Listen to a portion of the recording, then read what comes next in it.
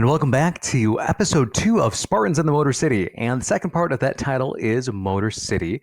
And with us now is someone who knows quite a lot about one of the biggest teams, and really, if not the biggest team right now in Detroit, Matthew, with Not the Same Old Lions, which is a fun play since we're in Lansing here. And same old Spartans, or hopefully not the same old Spartans, is what we're hoping for this football season. The Lions, the last few years have been pretty exciting, and I'd imagine it's been pretty good to take your podcast and take it to new heights with the team reaching new heights as well. Yeah, there's a lot of excitement all around Michigan. It's been growing for the last 2.5 to 3.5 years, exactly. So, can you tell us, the audience? You might be new to some of our viewers and audience, but you are not necessarily new to Michigan. So, can you just tell us a little bit about yourself and your podcast? Yeah, I'm born and raised in West Michigan. I've been a Detroit Lions fan my entire life. I actually went to journalism school at Syracuse, probably in hopes of, covering the Lions professionally. And I managed to do that working for an NBC affiliate here at one point. And now I am running Not the Same Old Lions podcast. And so, look at everything we can about the Lions, cover it from a fan perspective, but also from a journalistic perspective. And got a couple of regular guests on this show, another journalist and a former coach who is a current scouting and training director. So we bring in a variety of experience and a lot of expertise. Now, this year, what we're coming into is the Lions are going to be coming in a little bit more seasoned, a little bit more experience and expertise, some young talents, though still on the upswing as well. The offseason's been very interesting, looking at a few different key positions, especially departures. Not necessarily the biggest names along the roster side, but along the coaching side. The offseason, too, also sees the return of Aiden Hutchinson, who was sorely missed in the playoffs. What have your what have been your biggest takeaways from the offseason so far with the Lions, of the issues they needed to address and how far they've gone with trying to solve those holes or uh, tricks and problems that might snag them later on in the season? Well, the draft could not have been any better for them this year. They drafted defensive tackle and offensive line, and those were two areas that became really big needs after the draft. And maybe the Lions had some insight going in that they might need that as well. We knew Aleem McNeil was going to be out for a while, so getting Tyleik Williams in the middle was really big. The bigger part, maybe perhaps the bigger concern for a lot of Lions fans, was you lost Kevin Zeitler to free agency. You unexpectedly saw Frank Ragnow retire. And so those are two really important spots on the offensive line that were suddenly vacated. So they've obviously moved Graham Glasgow over to center, and you've got Christian Mahogany playing left guard, who had a couple games last year at left guard and did a good job. But that's where they drafted Tate Ratledge at right guard. And I think the offensive line is going to be the biggest question mark on the field for most people, because that was, the motor, the engine that got the rest of the car to run for the Lions. And that's going to be crucial to getting the running game going and giving Jared Goff enough time to hit those many talented receivers that he has. The other part of that too, the defensive line, there were some interesting moves made last year. The first time in quite a while that I can remember the Lions making a trade in season for a really exciting defensive lineman. He was not brought back. I still think he's a free agent in the NFL too. Speaking, going from the O-line to the D-line, what do you think we're going to see this year with the D-line? Well, Aleem McNeil's going to come back at some point. We were not expecting that Levi Onwuzurike was going to be lost for the season, so that's a big hit. Fortunately, Tyleik Williams, DJ Reader are big guys in the middle there. Aiden Hutchinson, though, that's a guy who a lot of is expected from in this return. It's almost like he has insurmountable expectations now after everything we've heard this offseason and what we've seen in training camp. I mean, and add that to what he was doing right before he left the field last season. He was on a meteoric pace. But I saw him in training camp against the Miami Dolphins during joint practices. And man, he looks like a player that is just as determined, if not more determined, than he was beforehand. And Dan Campbell even talked about it beforehand, or recently, that Hutch looks like he might be taking things to a different level coming off of this injury, maybe so much from study and learning and just the rehabilitation of his body. Now, you brought up Zadarius Smith, and he is a free agent. And there's been stuff going on all offseason. Most Lions fans would like to have him back. I would love to have him back for the depth and the quality that he brings at that position. That said, he hasn't signed. And, the NFL season opens this week. On the other side of the edge from Hutchinson is Marcus Davenport, an extremely talented, an extremely good sized player. His issue has been staying healthy. If he can stay healthy, he is an extremely great complement to Aiden Hutchinson. Now, a lot of Lions fans are very skeptical of that because if you look over the last few years, his numbers haven't been good, and as far as availability goes, and they say that is the most important ability. But if he can do that, if he can stay healthy and play, this front four, even with Aleem out right now, has a chance to be very good. And a lot of this, it's such a brutal season, especially now that it's now 17 games, not just 16 games, and differences, training, and the line and line injuries and development. It's going to be the biggest question, I think, for a lot of teams in general is it's going to be who's going to be the healthiest of good team making it into the playoffs and what can the Lions do around both position groups. A young player who I've been hearing a lot of rumblings that at least experts I've seen talk about that they're expecting to make the leap, JMO, with the Lions. I know he's had a little bit of an up and down history with maybe off the field and on the field. It's been looking like he's been putting it more and more together to really be maybe that true number two threat against, I mean, they already have one of the best receivers in the NFL already. You put him at number two with his athletic potential. It feels like the sky's the limit. What do you think JMO or Jameson Williams is going to do this upcoming season? Well, he had 58 catches for 1,000 yards and 7 touchdowns last season, which is pretty solid, especially when you consider how many targets Amon-Ra St. Brown was getting. You got Sam Laporta, and you've got a host of other characters this year and last year that will add to it. So the exact numbers he gets, I'm not sure, because I do think they're going to get the running backs more involved in the pass game. But Jameson Williams has been putting on some strength, some muscle. And the coaches have said that's going to help him get in and out of his breaks quicker, maybe create even more separation. And he's a guy who has not peaked yet. I saw him at camp, and he and St. Brown were regularly getting separation. And you hit one of the nails on the head right there, which is often not talked about. A lot of the Detroit Lions skill players haven't even peaked yet. They are young guys on the rise. It's not like someone's in the last 2 or 3 years of their career and you're hoping to just squeeze another year or two out of them. If you get Jameson Williams at another level and you add that to Amon-Ra St. Brown, who I don't even know how to explain this, but he looks like he was playing at another level when he was at that Miami Dolphins joint practice. Like, you add those guys, plus Khalif Raymond was looking solid as a third option, and you've got the rookie Isaac Tesla. It was the darling of preseason for Lions fans. But Jameson Williams has something you can't coach, and that is speed.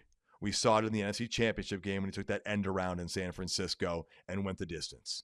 And so if he adds one more element to his game like that, like a little more separation, a little bit more strength, this offense becomes even that much more dangerous.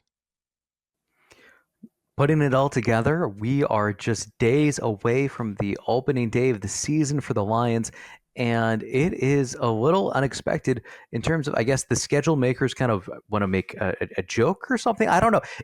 A division game week one, it feels a little odd to say that, doesn't it? It really does, because I predicted the Lions would be the team that plays the Super Bowl champion on week one, which would be, Lions and Philly, right? But the NFC threw a curveball and decided, hey, we're going to have everybody play their divisional rival. And again, to me, it doesn't make much sense. I look at it as like college football.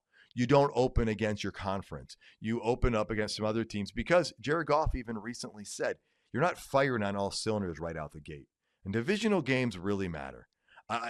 You want to start week 2, maybe, but ideally, I think week 3 or 4 is the first time you should play a divisional game. That said, speaking to a Green Bay Packers reporter, they're really excited to play the Lions, and they don't want to wait. So I guess it's a perspective there. I think the other question becomes around too for either team in terms of their development. The Packers made the biggest trade in years, arguably, for Micah Parsons, and I don't think it was a bad trade. But then I hear other people think, well, they maybe could have gotten more picks out of it if they had done it at a different time. And I think for the Lions, what you would probably hope is no one wants to face Micah Parsons ever. Jared Goff does not want to be hit, let alone by that man. Week one, Who do you think's at a better advantage? Is it the Lions' offensive line that still needs time to gel to figure it out, or is it the Micah Parsons coming in and playing against that line? If I'm looking at this glass half full, I would like to think that the Lions can take advantage of Parsons, who's not had time to learn the playbook yet, and really not had time to understand his teammates and the scheme. And the Lions could really maybe pick up and chip on Micah Parsons, whereas later in the season it might not be as straightforward to play him. Yeah, I mean, if you look back at last year's opener, right, the Lions played the Rams, and it seemed like everything wasn't quite clicking until, like, at the end where they just marched down the field and ran the ball and got the touchdown to win the game. But even the second game of the season against Tampa, just things weren't quite clicking. It took a little bit. And that's probably what's going to happen here, especially with that offensive line. But like you said, Micah Parsons, there's a lot of things going here. I'm going to give the advantage to the Lions offensive line on this because Micah Parsons hasn't practiced in like 2 months. He is dealing with a lower back injury, apparently, that may or may not impact his ability or availability in the game. Now, I fully expect him to play in this game, but I do think it's going to be on a limited basis and maybe strategically placed. Maybe it's, a lot of people are speculating it'll be on ideal passing down so he can rush the passer versus being the guy who's going to, try and stop the running game. So I'm not going to give a huge advantage, but I would give the advantage to the Lions offensive line. Any other matchups really jumping out to you right now before the Lions take on? I mean, Jordan Love, the Packers, some people are now talking about them as a Super Bowl favorite. This is a game it feels like we should have time to build up to and really get excited for. And here it is, week one, right away. I'm almost, my head's kind of spinning. I don't even know what to think about this team that the Lions are about to play. I mean, I know some people are really excited about the receiving core too for the Packers, and the Lions DBs have been kind of a rotating window, and the defense as well, taking time to figure things out. It's a very interesting time for everything to come together. Obviously, Parsons is the marquee matchup against the Lions line, so maybe a strength versus strength. But any other matchups you're really excited to see how the Lions do come on the 7th? Yeah, I do think, Josh Jacobs returns at running back for the Packers. He is a phenomenal running back, sometimes maybe underrated even.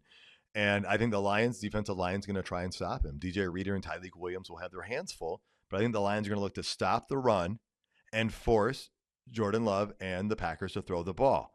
And they do have a talented receiving core, a lot of young guys. They added Matthew Golden and Savion Williams to that group, but a number of the receivers are banged up for the Packers.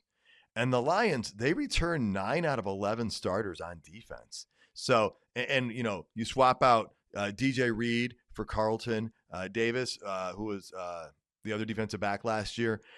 The Lions are in really good shape on defense. So I like the matchup there. On the other side of the ball, the Green Bay secondary is probably their weak spot. And so that could present some opportunities. If Jared Goff does get time to pass the ball, look for some Lions wide receivers to get some opportunities in this one. Now, with that being said, it's very unusual to have basically the two possible. I wouldn't say the Vikings are here yet. The Bears aren't there yet. They've got a new head coach. All this, both teams are probably the favorites or neck and neck. I think the Lions have the slight edge to be the NFC North champ. What do you think the final score is going to be come the clock ticking down to 0-0 in the fourth quarter? Well, that's a question I haven't even thought of. I haven't even given a second of thought on that one. I will say you are right. Most people are picking the Packers and the Lions. It is interesting that the Minnesota's biggest change is replacing Sam Darnold with a first-round draft pick, and that it suddenly has people plummeting them from where they were last year.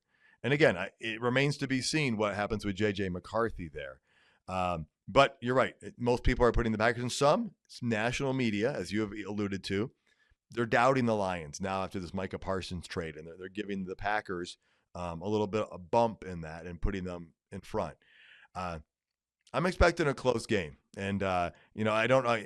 I've said this on my show is I don't think there's a game the Lions can't win. I think they can win every single game on their schedule. Now, that doesn't usually happen for a team, but the Lions are that good this year that there isn't a game they can't win. Now, I don't think they'll win them all because, like I said, most teams don't. But I expect a close game because, like Jared Goff said, not everything will be fired on all cylinders.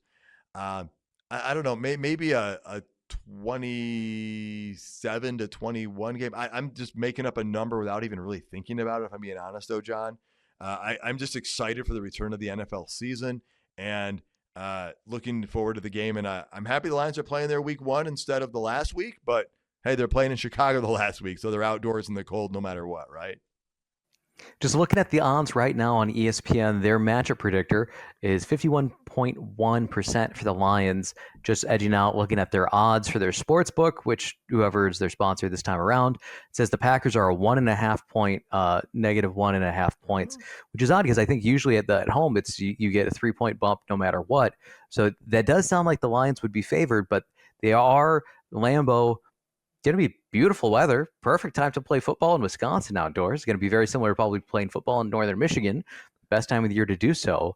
I I think I would probably take the Lions in this game, but it's probably definitely it feels like it's that 2 point spread right there.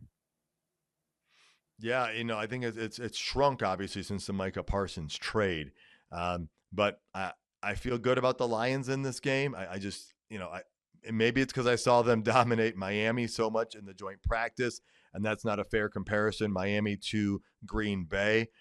But that's the other thing too is we haven't seen a lot of the number ones, and so the truth is you don't really know what you're going to get out of any of these teams week 1, and you're going to have some games that don't go the way people are expecting. But the Lions return so many players in so many positions. I'm pretty optimistic about it with the Lions this week. But that's why you play the game, right? Doesn't matter what the paper says, doesn't matter what the odds say. You got to go out there and get the job done. I do have confidence in Dan Campbell to have the players ready for that, but that's got to take place. Looking now, we talked a little bit about the division, looking out to the season as well. This doesn't feel like one of those years where it might be the team might be better, it might grow more, but just based on the schedule, their opponents also getting better too, and the coaching departures, the players might be a little bit better.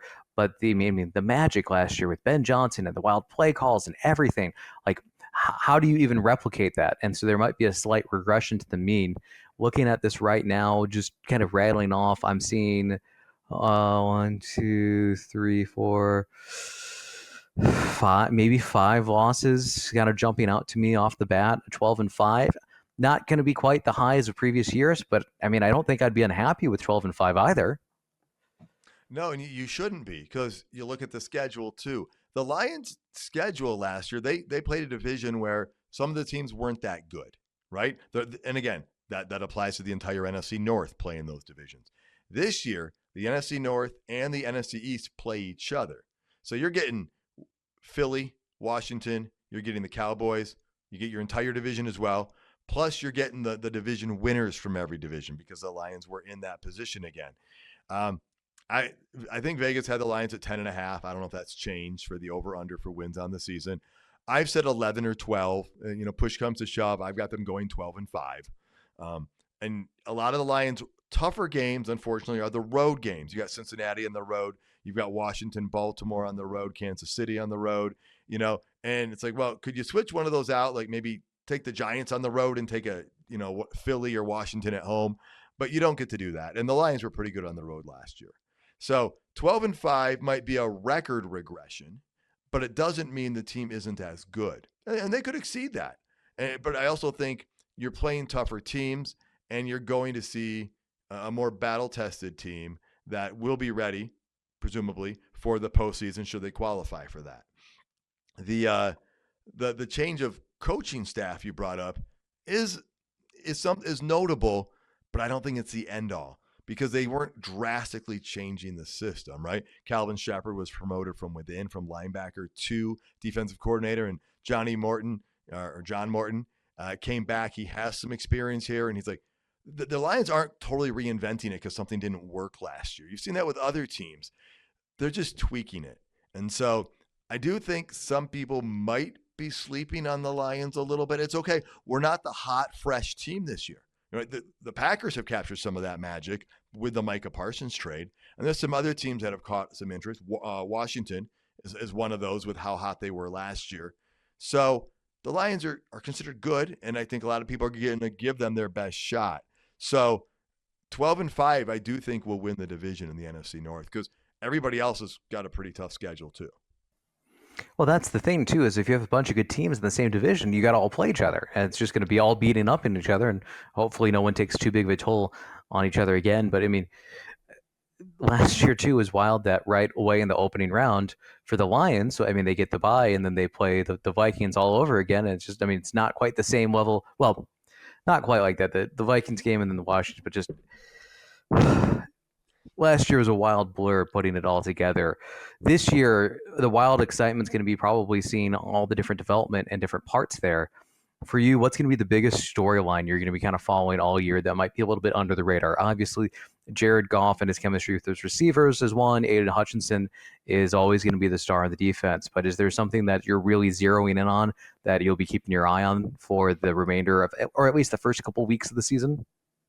Well, I do think probably one of the big storylines is going to be how well does the offensive line come together, because that's going to be a big key to the success for this entire team.